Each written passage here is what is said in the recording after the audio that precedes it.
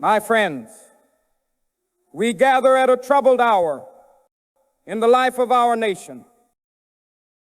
The streets echo with protest. The air trembles with anger, and too many hearts are weighed down by fear. Once again, America stands at a crossroads, deciding whether it will move forward toward the promise of its democracy or retreat into the shadows of division and despair. I have always said that a riot is the language of the unheard. When communities rise up in anguish, it is not chaos we must first condemn, but the conditions that make chaos feel like the only remaining voice.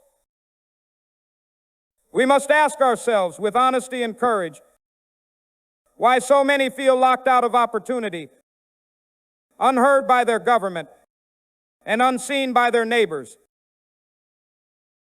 In recent years, we have witnessed policies and rhetoric that trade moral leadership for political expediency.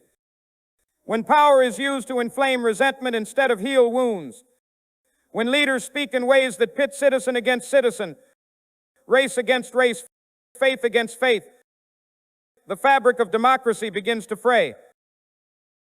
A nation cannot survive, let alone flourish, when fear becomes a governing principle. I say to those who cheer harsh words and harden borders, security without justice is an illusion. Order without compassion is not peace.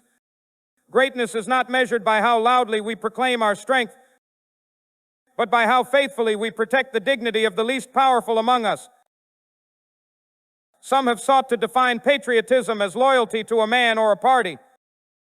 I stand here to remind you that true patriotism is loyalty to conscience.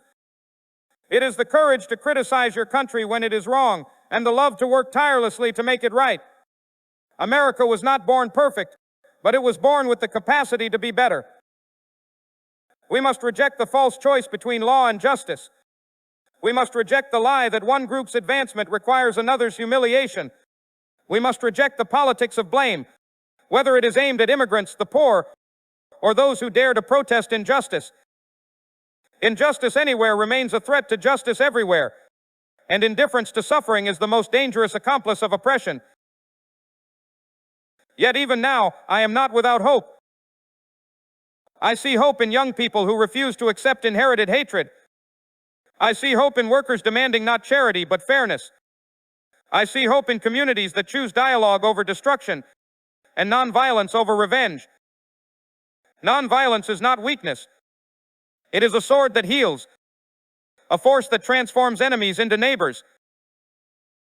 Let us be clear. Violence may burn down buildings, but it cannot build a future. Only organized compassion, disciplined nonviolence, and moral clarity can do that. We must protest injustice boldly, but we must do so in a way that enlarges the soul of the nation, rather than shrinks it. America, the question before us is not whether we will have conflict. Conflict is inevitable. The question is whether we will allow conflict to refine us or to consume us. Let us choose the higher road. Let us choose justice over fear, truth over propaganda, unity over division. Let us demand leaders who speak to our better angels, not our darkest instincts. And let us remember that the arc of the moral universe does not bend by itself. It bends only when ordinary people decide that dignity is non-negotiable. If we do this, if we stand together in disciplined love and fearless truth, then even in this turbulent hour, America may yet become what it has always claimed to be. Not a fortress of privilege, but a home of justice for all. Thank you, and may our actions prove worthy of our dreams.